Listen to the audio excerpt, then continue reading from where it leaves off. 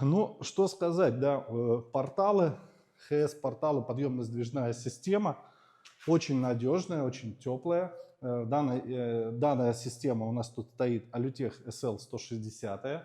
Мы очень ее любим, каждый день делаем один портал минимум, да, и клиенты тоже всегда хотят порталы, соединения, да, зон, так как у нас там здесь кухня, мы хотим открыть, и чтобы было у нас все вместе.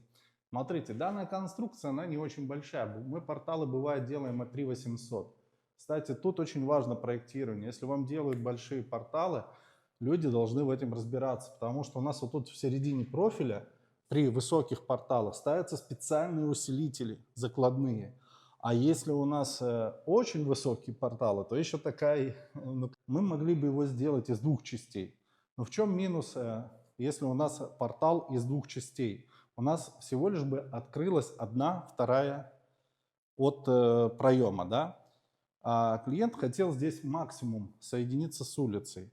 Можно было бы сделать гармошку и сдвинуть это все в одну сторону, да, и гармошка дала нам возможность вообще открыть проем.